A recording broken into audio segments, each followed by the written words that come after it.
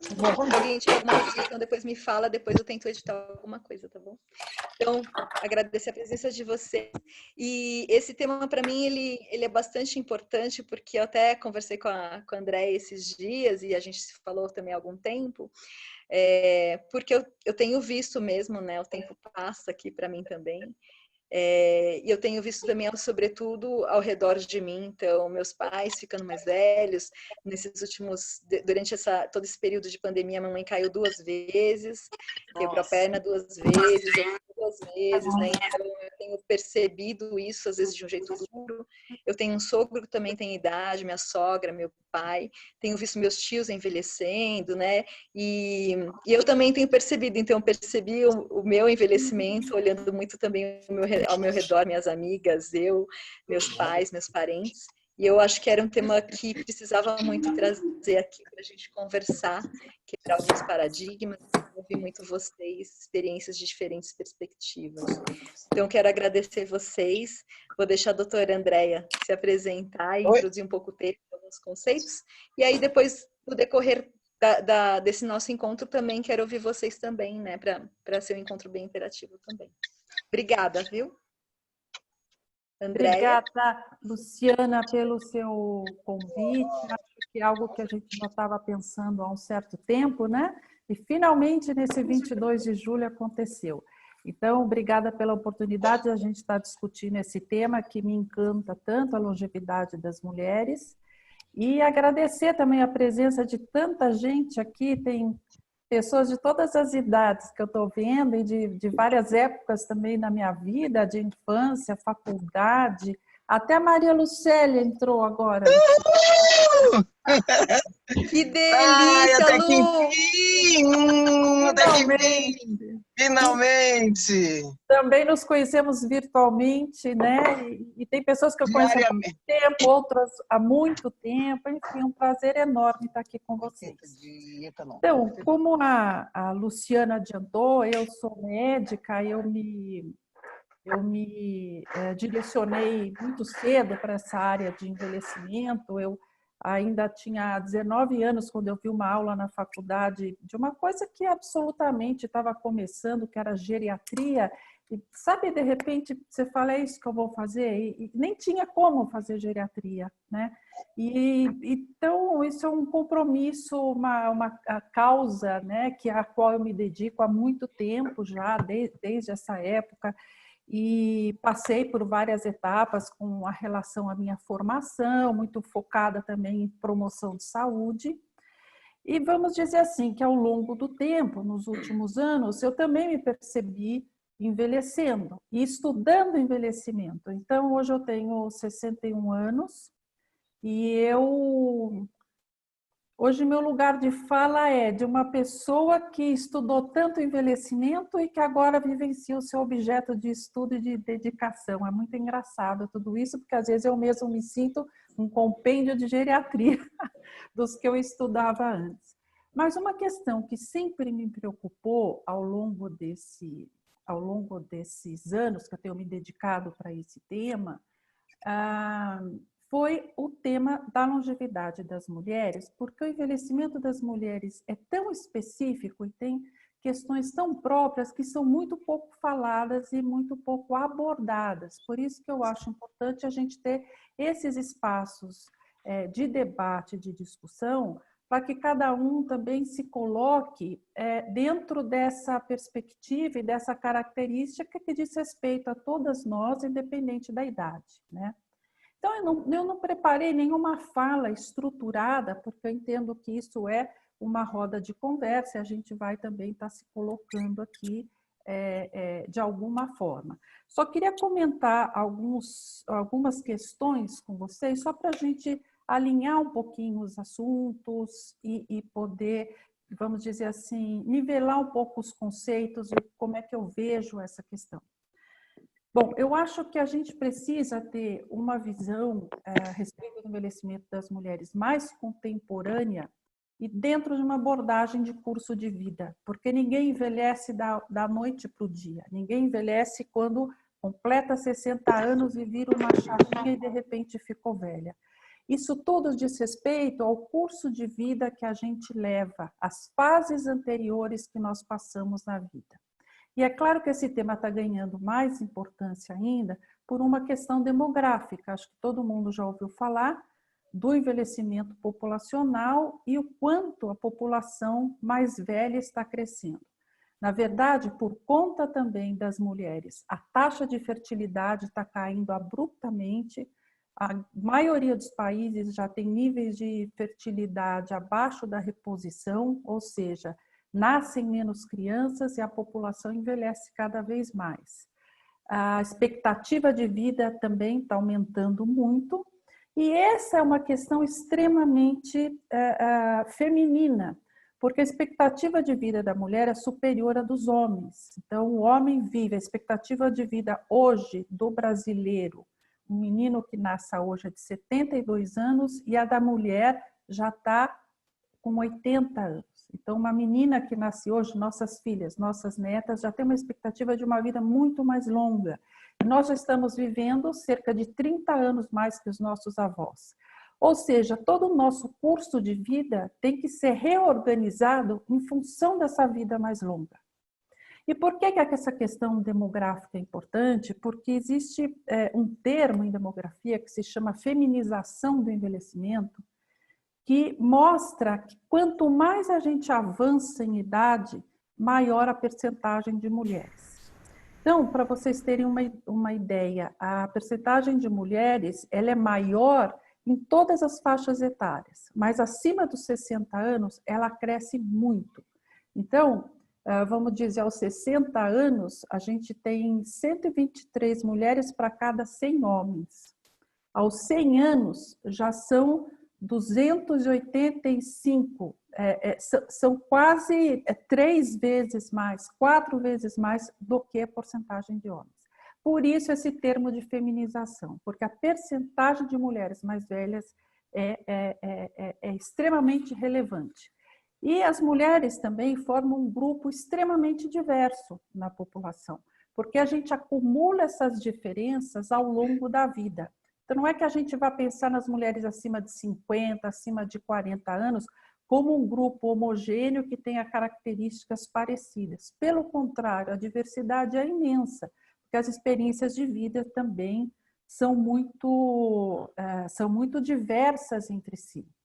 E como é que a sociedade vê isso? A gente vê que as pessoas, em geral, a sociedade em geral, está presenciando essa questão do envelhecimento populacional, mas a demografia é muito mais rápida do que a capacidade da sociedade de incorporar as pessoas das faixas etárias mais elevadas, né? Então, há sempre um embate dentro de uma cultura que foi estabelecida há muito tempo e as questões contemporâneas que nós vivemos agora. Por exemplo, essas questões todas vamos dizer assim, de um preconceito, de uma alienação de uma pessoa idosa, principalmente de mulheres, já vem de muito tempo, desde o patriarcado, onde as mulheres eram, a função das mulheres eram cuidar, procriar. Acabou essa fase? Descartadas, né? Então, isso acontece muito em torno do capitalismo, desde a Revolução Industrial, que se criou a aposentadoria, né?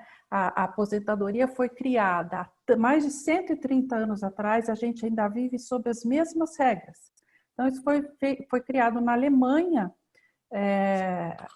pensando assim, a expectativa era baixa, as pessoas trabalhavam, daí elas se aposentavam aos 60 anos, ficavam um pouquinho de tempo a mais vivendo com uma pensão e morriam. Só que agora, acima dos 60 anos, a gente inaugura um período muito grande de vida, que pode ser até de mais 3 ou 4 décadas. Então, a concepção da questão da velhice, da aposentadoria, ela é antiga e ela ainda está funcionando na prática, né?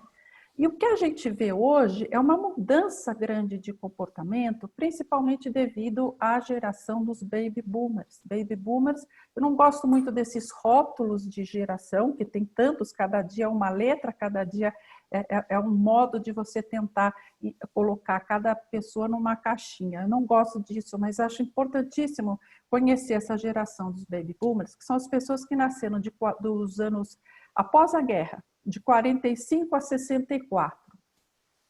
Então, essas pessoas essa geração em especial, que é a minha geração, é de pessoas assim muito revolucionárias, né? Foram pessoas que criaram, passaram pelo movimento hippie, pelo movimento dos direitos civis. Onde elas passaram, houve mudança. Foram várias mudanças ao longo do tempo. Então, quando você pensa hoje até nos cantores, no rock, você vê quantos roqueiros mais velhos? É esse movimento dos anos 60, 70. Então, o que eles estão mostrando para a gente? Primeiro, eles estão envelhecendo em público. E eles estão mostrando, porque envelhecer sempre era a questão da aposentadoria e das pessoas estarem retiradas da vida pública. Então, a gente vê hoje pessoas envelhecendo publicamente e dando mensagens muito positivas em termos de reforma e de revolução dessa percepção sobre envelhecimento. Então, quando você vê a Rita Lee, Caetano Veloso envelhecendo lindamente, não é? São pessoas com mais de 70 anos. Ontem até tinha feito um post, me surpreendi, a Tina Turner, depois de se aposentar, está com 80 anos, ela fez regravou um dos sucessos dela, em 3 dias estava na primeira parada de sucesso. Não é porque a gente envelhece que a gente perde vida, a gente se modifica em função da passagem do tempo. Essa é a definição do envelhecimento.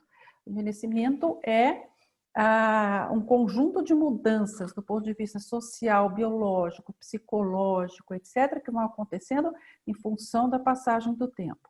E como a gente está vivendo mais, a gente precisa se adaptar a essas mudanças que estão acontecendo.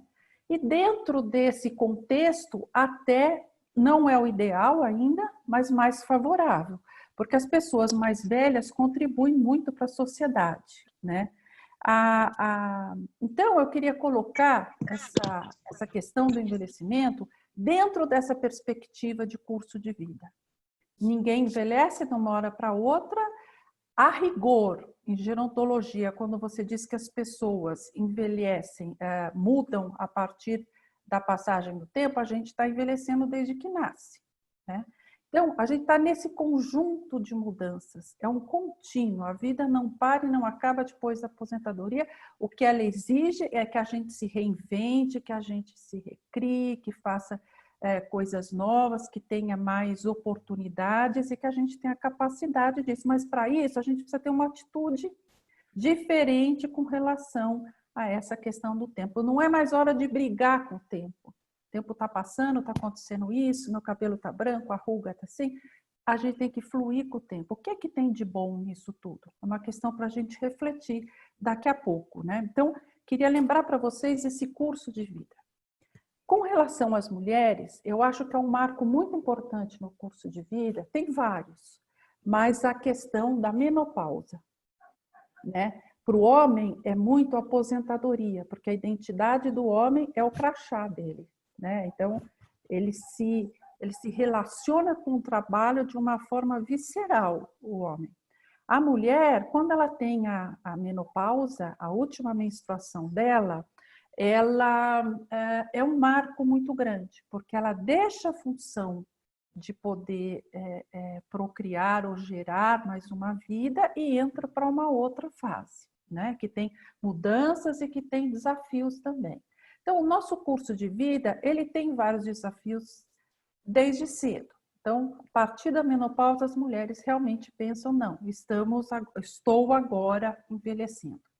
E se a gente pensa, então, estou finalizando aqui, na questão da mulher contemporânea, eu vejo muito uma questão, assim, principalmente até com as famílias, existe esse tempo de vida, existe esse desafio de envelhecer na sociedade. Acho que a sociedade é muito mais cruel com as mulheres do que com os homens com relação ao envelhecimento. principalmente pela cobrança de uma juventude, de uma aparência física sexy, bonita, desejável, e eu acho que a gente já passou muito de uma fase em que primeiro, nos anos 30, 40, a gente tinha esse padrão mais, vamos dizer, uma dona benta, uma avó, né? Porque as mulheres agiam de acordo com o padrão. Então, é assim, agora é a hora de eu pôr um óculos, ficar sentada e fazer crochê na cadeira de balanço. Era muito esse padrão. Se vocês pegarem o primeiro parágrafo de descrição daquele livro da Renações de Narizinho, descreve a dona Benta. Quem está passando aqui pela porta do sítio, vê uma velhinha na varanda com óculos fazendo crochê, descreve isso. Isso foi nos anos 30, né?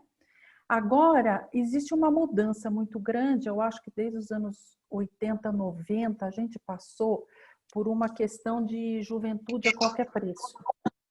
As pessoas se motivavam muito para fazer uma série de procedimentos estéticos, etc., que chegava até essas raias do absurdo. Eu acho que a gente está chegando agora num caminho do meio com relação a isso, porque você vê movimentos crescentes, eu acompanho vários na internet, por exemplo, de orgulho de como ficar com os cabelos brancos, como fazer a transição do cabelo. As pessoas se sentindo muito bem, muito confortáveis. Um exemplo disso, vocês conhecem, da Isabella Rossellini? Vocês já conhecem? Conhecem, né? Então, uma maravilha, quer dizer, a Lancôme, por uma questão de mercado, teve que recontratar a Isabella Rossellini para ser propaganda, porque as mulheres não queriam mais uma imagem jovem se elas não tinham. É uma questão de mercado, não é uma jovem que vai comprar os cremes mais caros da Lancôme, é uma mulher de uma certa idade. Então, com relação a esse curso de vida, eu só queria dizer que a gente precisa se planejar, independente da idade, como é que a gente vai chegar lá na frente, lá na idade avançada. Como é que a gente vai estar até lá. Então, isso é uma preparação que a gente tem que fazer, acumulando 4 capitais: de saúde, de redes e contatos sociais, que eu acho que a Luciana Sato dá um baile nisso aí, podia ensinar para a gente. Outra coisa, conhecimento, acumular conhecimento sobre tudo, a gente pode falar mais depois também. E outra, renda financeira, que eu acho que é onde a gente peca um pouco mais, é de não ter, digamos, ao longo da vida, essa consciência de acumular renda pensando numa vida futura, já que nós vivemos mais e as mulheres realmente ficam mais viúvas que os homens. Então, dentro dessa questão toda contemporânea, eu vejo as mulheres muito de meia idade, as idosas mais jovens, são mulheres que também elas concentram tarefas e um acúmulo de afazeres e de cuidados muito grande. Então, são mulheres que eu vejo como sendo uma espinha dorsal de cuidado na sociedade. Porque elas estão cuidando assim, tem um cuidado vertical de várias gerações, são mulheres que cuidam de pais, que cuidam de avós, cuidam de filhos, cuidam de netos e tem esse cuidado horizontal. Olha que interessante, aprendi com meu filho no começo da epidemia, que ele gosta de estudar latim, o significado da palavra cuidar. Cuidar vem do latim cogitare, que é desmembrado em co e agitare. O agitare, ele diz respeito à ação, atividades, às ações físicas, mas que depois no latim antigo ele foi sendo considerado ou colocado como num cuidado espiritual, como ter o outro em mente. E eu acho que isso é muito próprio das mulheres, ter o outro em mente. Quem é aqui que não cuida de várias pessoas, né? Acho que falta a gente ter a gente mesmo em mente. Mas o cuidado é grande, porque a gente está pensando de uma forma mais abrangente. Não é à toa que a gente está no meio de uma pandemia, onde os países que se saíram melhor, os dirigentes eram mulheres, a liderança era feminina, porque houve um cuidado muito maior com a sociedade, né? Então, esse cuidado que, Luciana, você colocou aqui, com relação à sua mãe, que teve as fraturas, etc., a gente sabe que é um desafio muito grande, né? E, enfim, acho que eu vou parar por aqui e aí eu escuto um pouquinho vocês, tá bom? E a gente pode aprofundar uma Tanta coisa e tantas referências boas, viu, Andréia? Porque, bom, primeiro começando com a questão da Tina Turner, eu vi outro dia a Madonna também com 61 anos fazendo uma selfie linda, algumas pessoas criticando muito por conta dessa questão aí dos estereótipos, né? De que a mulher não pode mais e tinham em mente essa dona Benta. E eu tenho aqui amigas lindas e amigas que se cuidam e amigas que sabem valorizar a sua beleza, e essa beleza começa de dentro, né? Então, é beleza de dentro sem para fora. dúvida, sem dúvida. Né? E tem essa outra coisa também que, bom, entre inúmeras coisas que você falou, também essa questão da sobrecarga do cuidar, né? Então, que a mulher desde muito cedo acumula isso, né? Então, desde o cuidado com os filhos, e daí vai enfim, vai trazendo isso no decorrer da história, e até que elas vivem mais. Então, assim, eu vi também até um relatório da Oxfam que fala que muitas mulheres deixam, inclusive, emprego e trabalho para cuidar, né? Cuidar ou do idoso ou dos filhos. E aí, ao mesmo tempo, tem essa questão dessa preocupação financeira, né? Que você trouxe também, que, poxa, a mulher, ela deixa de trabalhar, ou seja, ela deixa de ter uma renda e depois, no fim, é a que vive mais, né? Então, ao mesmo Não é tempo, incrível? esse equilíbrio financeiro fica bastante comprometido. Fora que a gente sabe, nós mulheres, que ganhamos 30% a menos, né? Então, a conta realmente... me mutei aqui. Quando a gente pensa em tudo isso, a conta, principalmente nesse pilar financeiro, fica bastante complicada, né, nesse sentido. Mas também não quero falar demais, eu quero ouvir muitas, porque eu tenho realmente aqui, a gente tem pessoas de diferentes idades, isso é muito gostoso de ver também. Porque eu tenho algumas amigas, tenho estudiosas do tema, então também gostaria de ouvir um pouco a perspectiva de vocês, ouvir também o que vocês querem perguntar para a Andréia, que tem tantas referências sobre esse assunto. E aí?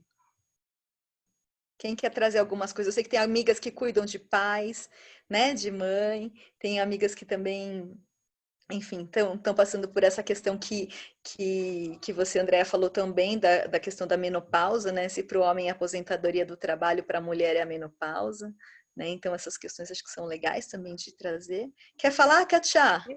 Eu sempre quero. Queria perguntar um pouco para você, André. Acho que você fez uma reflexão muito bacana, Lu, sobre as coisas que a Andrea falou. E a gente tem um papel super importante na sociedade, que é esse do cuidar do país, em alguns países. E muitas vezes, né, ainda que a gente, especialmente no Brasil, também se preocupe em cuidar com a estética e nós que temos acesso podemos cuidar da saúde. É muita coisa para a gente cuidar e garantir que no final a gente tenha saúde, dinheiro poupado o suficiente, porque a força de trabalho ela diminui, né? O mercado ele se fecha. Então, que dicas você pode dar para a gente conseguir um pouco de equilíbrio nesses 4 capitais que você trouxe? Porque a gente precisa cuidar dos 4 mesmo, né? E a gente ganha menos ao longo da vida e agora, né, após a pandemia, não sei como é que a gente vai seguir ganhando. Né? Assim, tem muitas questões para a gente cuidar também, Sim. que passam a ser novas e que a gente não se preparou para elas. Então, Kátia, primeira coisa, adquirir conhecimento, porque com conhecimento, isso que você está trazendo é importante, que a Luciana também mencionou, a desigualdade salarial, desigualdade de gênero, ela é estrutural, né? É uma coisa assim muito difícil, acho que a gente ainda vai ver gerações lutando para se conseguir uma igualdade maior. Eu vi um relatório do Banco Mundial dizendo que a gente vai precisar de 117 anos para ter equiparação salarial com os homens. Isso é brutal, né? Então, é claro que essa desigualdade toda impacta no nosso ganho e reflete lá na frente, por isso a minha preocupação de trabalhar com longevidade das mulheres, para alertar sobre todas essas condições que a gente tem na vida da longevidade. Então, eu diria, a primeira coisa, adquirir conhecimento sobre isso. A gente está conversando agora, a gente precisa se informar muito mais, né? A outra questão, com relação à saúde, a gente precisa muito, outro marco no curso de vida da mulher é o início das doenças crônicas. As doenças crônicas, elas começam bem na vida intrauterina, quando a gente ainda está lá no ventre da mãe, nas condições de vida da mãe, e com a formação do feto, do desenvolvimento da criança, etc., para chegar num adulto, digamos, mais saudável, né? Então, a manifestação da doença crônica é mais tardia, mas ela começa antes. Então, a gente precisa estar muito alerta com essa prevenção. Se a gente, pelo menos, tiver uma alimentação saudável, praticar exercício físico, ter boas condições de sono, não fumar, não consumir álcool em excesso, a gente já vai estar prevenindo as maiores doenças crônicas do mundo, que existem, que são as causas de mortalidade no mundo. A diferença entre homens e mulheres nessas doenças, por exemplo, doenças cardiovasculares, elas são bastante prevalentes entre as mulheres, mas houveram poucos estudos com amostras de mulheres, acredita? Então, esses estudos eram feitos com homens. Então, depois é que começou a se fazer estudo com mulher e se viu como os sintomas das mulheres são diferentes de doenças cardiovasculares do que o dos homens. Então, a gente precisa ter conhecimento disso também com relação à saúde, observar esses fatores de prevenção da doença. Outra situação que a gente falou já de capital, acho que uma questão de renda importantíssima é empreendedorismo das mulheres, né? E há uma solidariedade grande das mulheres, a sororidade, tudo que essa articulação entre as mulheres permite, a gente precisa usar e desde muito cedo, né? Acho que já há uma consciência muito maior, a gente tem atividades, iniciativas maravilhosas, feito a Rede Mulher Empreendedora, as Mulheres do Brasil, a própria Rede Estia, muita gente discutindo essa questão de empreendedorismo porque impacta fortemente na mulher. E outra coisa, onde tem uma mulher ganhando dinheiro, a família vive melhor, né? As mulheres são maioria de chefes de domicílio aqui no Brasil, chefes mesmo, toda a família ela é a responsável.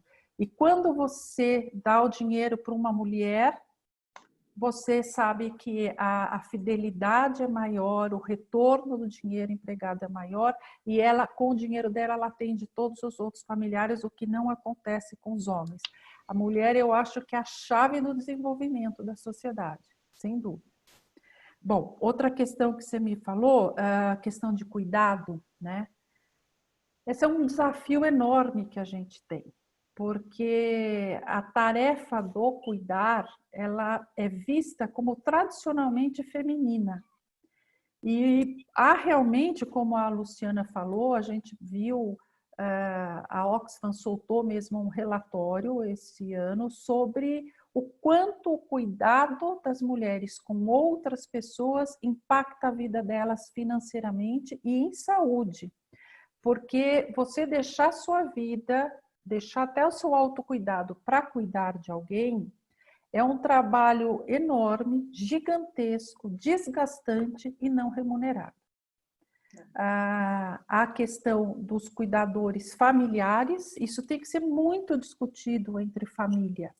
Vou colocar um pouquinho da minha experiência. Eu tenho uma mãe de 92 anos, que está dependente, que está precisando de cuidado integral. Fora de São Paulo, no interior. Minha mãe está lá com as minhas duas irmãs e eu faço como posso. Ela fez aniversário outro dia, não pude ir lá por conta da pandemia também, mas eu tenho consciência que esse cuidado recai mais sobre a minha irmã mais velha, que está atuando diretamente com ela. Infelizmente, eu não posso fazer diferente, que eu não posso sair daqui, mas ajudo no que eu consigo, mas eu sei o impacto que isso tem, por exemplo, na vida da minha irmã. Eu acho que a gente precisa construir relações familiares muito fortes, precisa discutir muito essas dinâmicas familiares, porque senão tudo eclode no fim da vida nessas situações de desafio. Compartilhar muito as decisões e os serviços a serem feitos de alguma forma, porque tem questão financeira, tem a questão do cuidado físico, a saúde mental, tudo isso envolvido. E as pessoas que cuidam também precisam ter um momento de autocuidado e de centramento, porque é uma tarefa realmente que esgota. E eu diria para vocês que é uma questão também o cuidado de solidariedade intergeracional. Eu sei que às vezes as pessoas podem se irritar ou ficar com raiva, ou ser paciente de tanto cuidado e tanto que se exige, né, em determinados casos, inclusive pacientes com demência. Mas são pessoas que cuidaram de nós, né? Pessoas que cuidaram de nós de alguma forma, e a gente tem que trabalhar muito isso nessa devolução, no que você pode fazer por alguém que cuidou de você. E outra coisa, seus filhos vão estar vendo como você cuida, né, dos seus pais, dos seus avós. Eu vi muito como a minha mãe cuidou lindamente da minha avó, sabe? É isso que motiva também a gente a dar toda a atenção para ela. Eu acho que é uma construção dessa sociedade, dessa solidariedade intergeracional, que nós estamos envolvidos ou cuidando, ou uma hora vamos precisar de cuidado também, né? O ideal é que a gente não precise e que a gente possa se cuidar muito até lá, para não precisar e não estar num grau de dependência que precise de cuidado integral também. Te respondi, Kátia? Obrigada, Andréia. A Tamara também levantou a mão, então vou dar a oportunidade aí da Tamara também falar. Não sei se está dando para ouvir todo mundo aí. Eu ia falar de um ponto que parece até sincrônico, assim, que teve no final da sua fala, doutora Andréia, que é essa questão dos momentos em que as pessoas perdem a sua sanidade mental, né? Na minha família isso é muito recorrente, né? A gente, inclusive, para a geração que está mais idosa agora, está bem cedo, né? Então, em torno de 70 e poucos anos, já perdendo a capacidade mental. E como é que você tem observado isso, né? Da gente que já está... Eu estou com 47 anos agora, né? Então estou numa idade que eu já sinto envelhecimento, estou bem nessa virada aí da menopausa que você comentou, né? Estou bem nesse ponto de inflexão, então já consigo enxergar isso com clareza para mim mesma e tudo mais.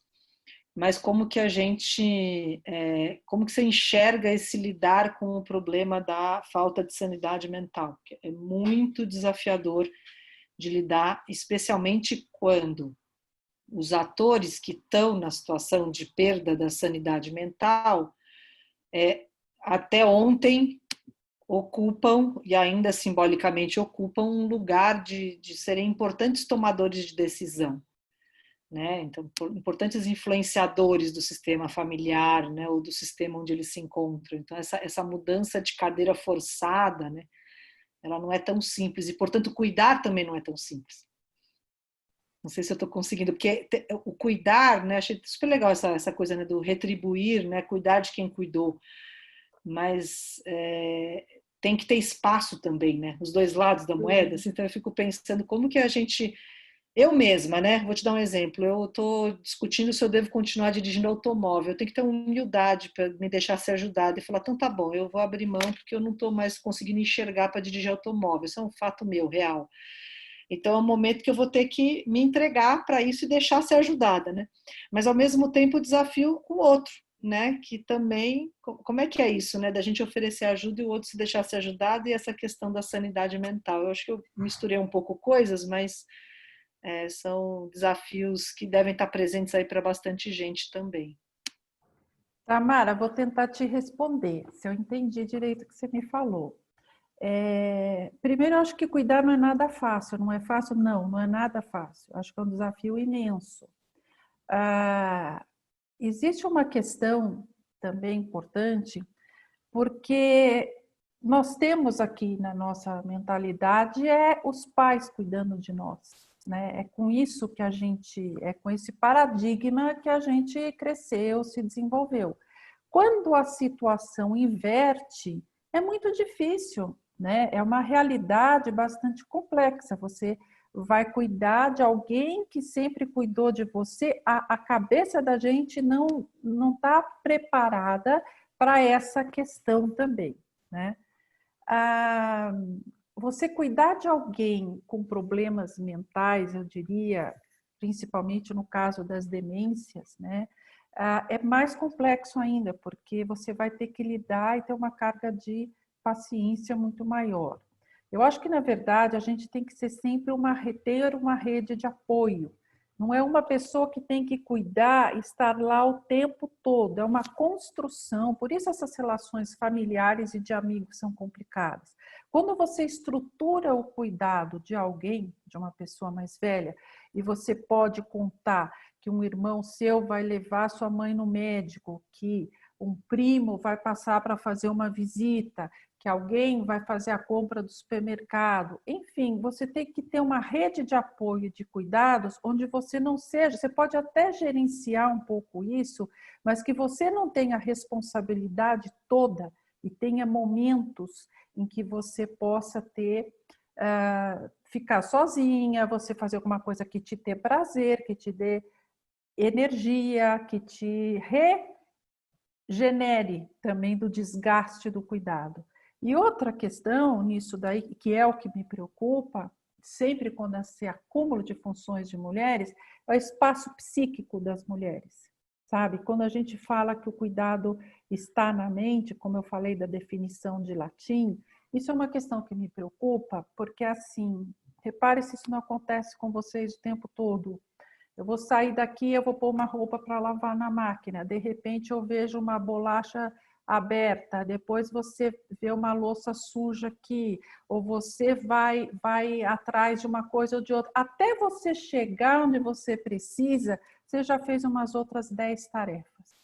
Entende que isso é uma sobrecarga psíquica sempre para as mulheres? Você está sempre pensando no que você tem que fazer ali ou aqui, principalmente na pandemia, porque a gente está acumulando trabalho externo, trabalho de casa, muitas vezes sem ajuda. E esse excesso não permite que a gente exerça um autocuidado como se deve, né? Essa que é a preocupação. Você precisa, o que te alimenta, de que forma você cuida de você, de que forma você se nutre para você realmente poder cuidar do outro, né? Senão você não consegue, tá? E você me perguntou muito sobre as questões você falou que tem 47 anos e se preocupa com a questão de saúde mental na sua família, é isso? Então, a gente precisa estar atento com algumas questões, eu penso. Primeiro, a gente vive uma era de sobrecarga de informações muito grandes. Ainda mais com celular, com rede social, a sua atenção está sempre muito dispersa. Você precisa entender qual é o problema de memória que você pode estar atravessando. Será que é alguma coisa de excesso de informação, falta de qualidade na atenção, ou você está numa sobrecarga, já está desenvolvendo um transtorno cognitivo leve, né? Então, tudo isso a gente tem que pensar nesse desenvolvimento, até se você tem algum tipo de antecedente assim na família, pensar numa avaliação, ver direitinho. Eu canso às vezes de ver pessoas que se queixam de melhor memória, você vai fazer um teste, a memória está boa, porque a pessoa está concentrada, né, fazendo um teste, etc. Né? E outra coisa que a Vera aqui levantou, e até na Slow Medicine a gente discute bastante isso,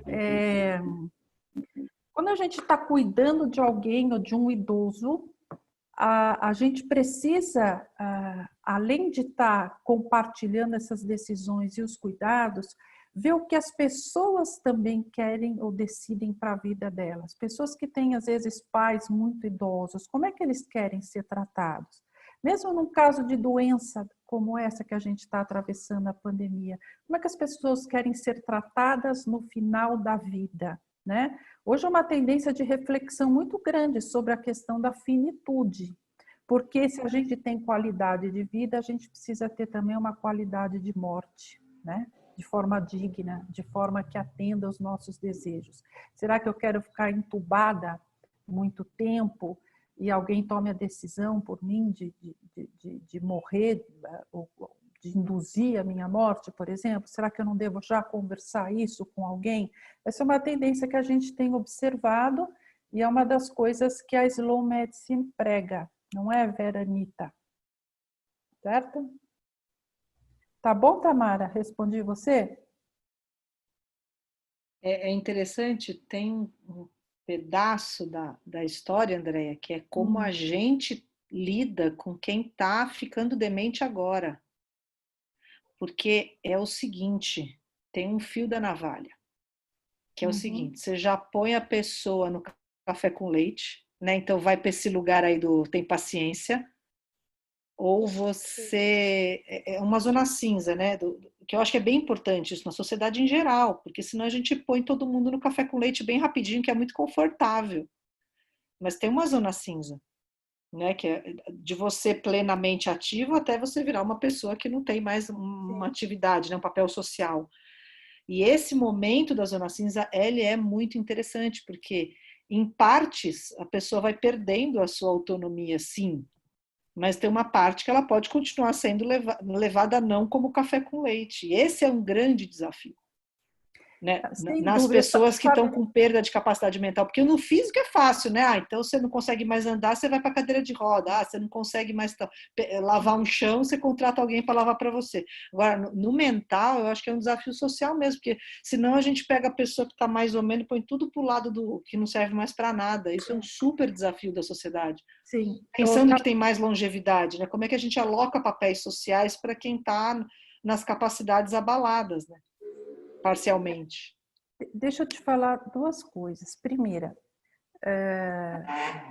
quando você fala uma pessoa com problema mental, eu estou imaginando que é uma pessoa com uma desordem cognitiva, né? E uma desordem cognitiva que vai perder na memória e desencadeia todo um quadro demencial, né? Para a gente não associar isso com outras doenças mentais, né? De cunho até psiquiátrico, etc. Outra coisa, o que você está chamando aí de café com leite, vamos dizer assim, seria o que hoje a gente chama de transtorno cognitivo leve. As pessoas começam a apresentar algum déficit de memória e isso pode evoluir para uma demência. Então, assim, quem evolui lá para uma demência, ela pode ter tido um transtorno cognitivo leve no início, mas não necessariamente todo mundo que tem esse transtorno vai evoluir para uma demência, tá? Esta fase é muito importante na reabilitação. E a gente tem que tomar muito cuidado, no cuidado de qualquer pessoa, até mais velha, saindo só um pouco do caso da demência, na superproteção. Porque às vezes a gente quer ajudar e quer fazer tanto e a pessoa, a gente está prejudicando, porque a pessoa ela vai perdendo a autonomia e perdendo a iniciativa de fazer coisas que ela poderia estar fazendo. Então, ajudar é sempre no mínimo possível, né? É por isso que precisa ter paciência. Às vezes a pessoa é mais lenta, idoso às vezes é mais lento, né? Para fazer uma série de coisas. Mas é importante que você incentive que as pessoas façam e que você incentive muito a reabilitação cognitiva, tudo que possa ser feito para manter essa função mental o melhor possível. Leitura, as pessoas estarem mais com participação mais ativa na sociedade. Os aspectos psicológicos e as atitudes são extremamente importantes. Participação na sociedade, você tem um propósito de vida, né? Independente da idade. Se você tem um propósito de vida, você consegue ir à frente, você consegue desempenhar atividades. Isso vai estimulando toda essa questão da função cognitiva. A gente sabe que hoje há uma perda de neurônios, né? Não tanto quanto se esperava antes, mas existe no cérebro uma neuroplasticidade muito grande. Então, o quanto mais a gente puder estabelecer conexões entre os neurônios remanescentes, melhor. E isso a gente só faz com atividades novas. Então, assim, tudo que você puder fazer de novo, aprender de novo, você está estimulando seus neurônios. É uma das coisas também para a prevenção. Só queria lembrar uma última coisa. Quando a gente fala do grupo acima de 60 anos, a gente está imaginando lá um grupo homogêneo. Os idosos. Gente, não é assim. A gente tem várias segmentação de idade, né, nesse grupo, e as pessoas são as mais diversas possíveis, onde a idade cronológica não significa nada. Então, você vê pessoas mais novas, já tendo muito problema de saúde, ou pessoas com mais de 80 anos e uma função assim, cognitiva, independentes, né? Então, a idade tem mesmo que ser deixada de lado quando a gente está falando essas pessoas acima de 60 anos, a idade cronológica. Uma última coisa, quando a gente segmenta esse grupo por idade, o grupo que mais cresce é o dos mais velhos. Então, assim, as pessoas acima de 80 anos, essas estão crescendo muito, tá? E pode ser que essas exijam mais cuidados e que isso tenha um impacto também sobre a nossa vida, a vida em sociedade, o design da sociedade, etc, etc. Já falei demais. Andréia, posso dar uma parte? Sim. Vocês estão me ouvindo? Pode falar, Ana Lúcia. Sobre toda a sua fala, eu pesquei duas coisas muito importantes. Primeiro, quem está envelhecendo, né, quem está chegando aos 60, é uma geração, se não todos aqui, a maioria, somos uma geração que vivemos mudanças continuamente. E se não vivemos, provocamos mudanças, queremos mudanças, sempre quisemos mudanças. Eu concordo plenamente que essa foi uma tônica da nossa geração. Isso tem um lado muito positivo e isso tem um lado também que pode ter sido penoso para algumas pessoas ou alguns grupos. E um outro aspecto que a Tamara levantou e que você sinalizou de uma forma muito importante é a questão do déficit cognitivo e da possibilidade da plasticidade neural, ou da plasticidade cerebral ou mental, ou seja lá como a gente queira definir. E eu só quero alertar dois aspectos. Nós não temos referências, nós não sabemos como será o envelhecimento do futuro, porque o envelhecimento que a gente conheceu, ele pertence a um paradigma que não existe mais. E tem um outro aspecto que eu acho que é importante a gente estar atentos, que é a questão da revolução da informação. A tecnologia, o quanto que a tecnologia deixa uma pessoa obsoleta precocemente se ela não se abre a essa possibilidade de plasticidade e de aquisição de outras habilidades e competências que ela nunca sonhou ter na vida. Então, eu percebi uma preocupação da Tamara, mas eu percebi claramente a sua sinalização, Andréia, em relação a essa preocupação, a esse temor, entre aspas, que a fala da Tamara trouxe para a gente, que é a questão da gente lidar com as nossas próprias perdas ou ameaças de perdas cognitivas e de como lidar com a perda cognitiva daquela pessoa que era o pilar ou que representava o indivíduo que tomava decisões no grupo familiar que a gente vive. Eu só queria alertar esses 3 aspectos. Primeiro, estamos em mudança, vamos continuar em mudança e não temos referências de como fazer corretamente, porque vivemos um envelhecimento que não é mais possível. O que era velho, o indivíduo que era idoso no passado, ele não ocupa mais, ele não consegue, o idoso hoje não consegue ser o idoso que era no passado. E a questão da tecnologia, o quanto que as ferramentas que uma sociedade oferece para que sejamos ativos, essas próprias ferramentas exigem da gente uma atualização e uma plasticidade mental, que é um desafio, por um lado, difícil, mas, por outro lado, salutar. Só queria colocar esses aspectos e, assim... Obrigada, Lúcia. Fantástico tudo isso. Obrigada, Lúcia. Bom, eu sei que a gente está aí num papo que poderia durar horas, mas a gente daqui a pouco acaba, a gente tem 3 minutinhos finais. Uma outra coisa que eu também queria colocar, doutora André, antes de irmos para o recado final, né? Tanta coisa boa que você trouxe, e com reflexões aqui do grupo também, é que na constelação familiar a gente sempre fala, né, de que os nossos pais deram o melhor que podiam para a gente e eles vieram antes. Então, que a gente respeite essa hierarquia, essa ordem que o sistema trouxe, né? Eles vieram antes por alguma razão.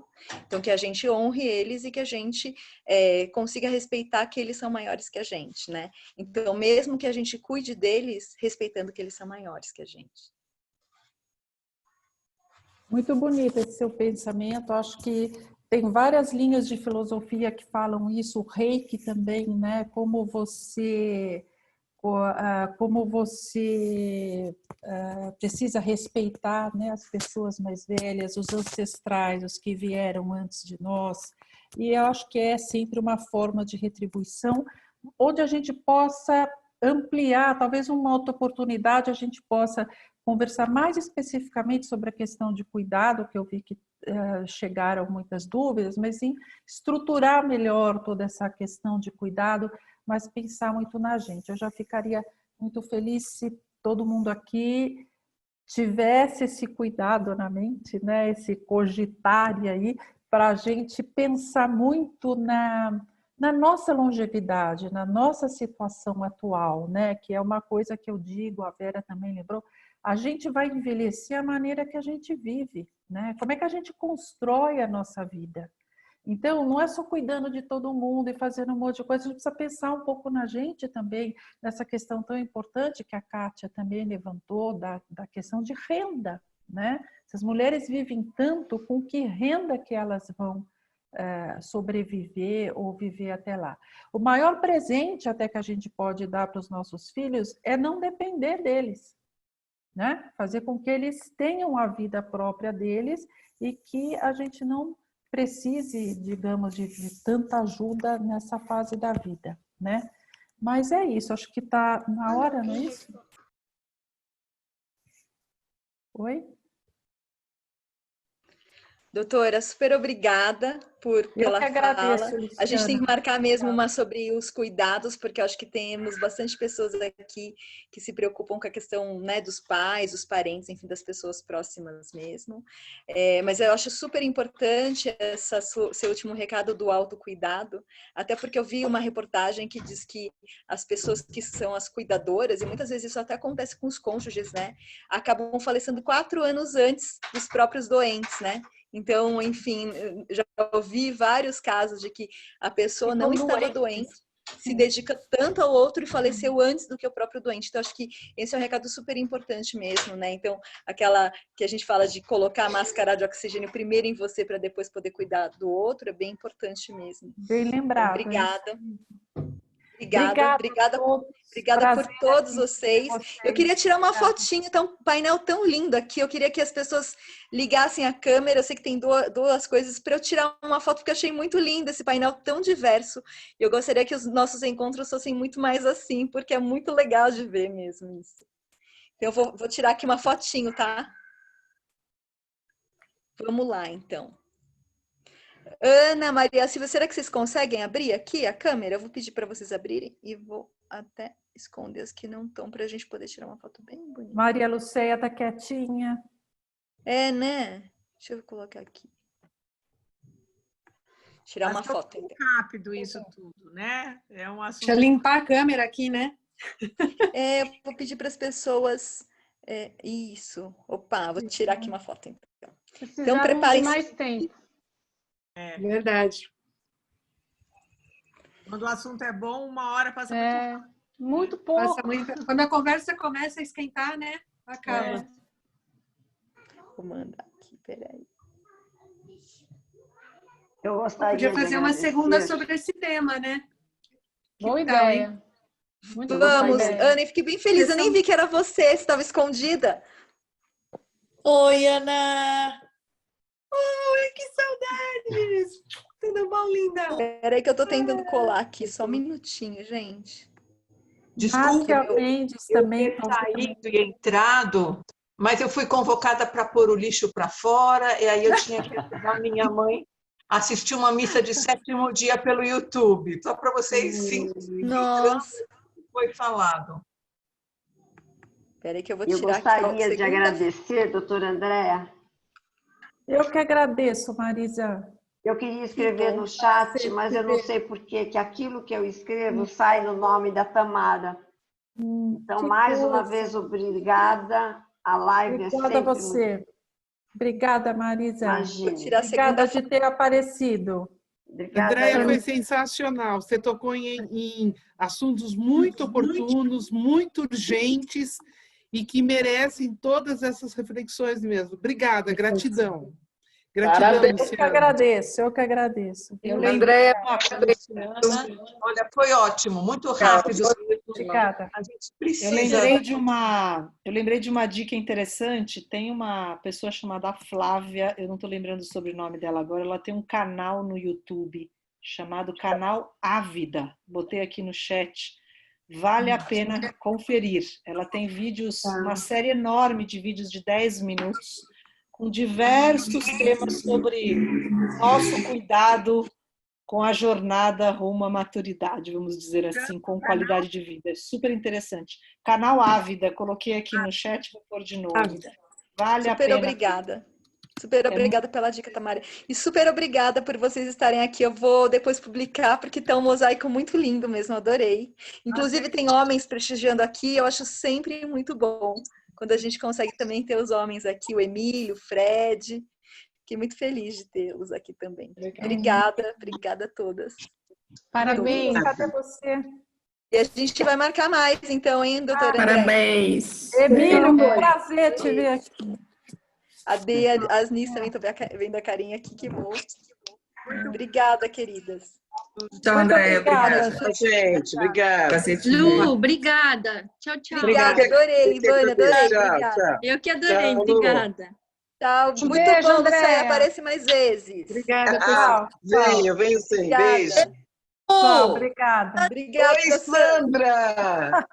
Olha os reencontros aqui, né, nas lives. Estão muito felizes também, né? Os beijos, os abraços. Muito legal, gente. Beijos. Até breve. Tchau. Obrigada. Tchau, gente. Tchau. Tchau, Andréia. Depois eu também disponibilizo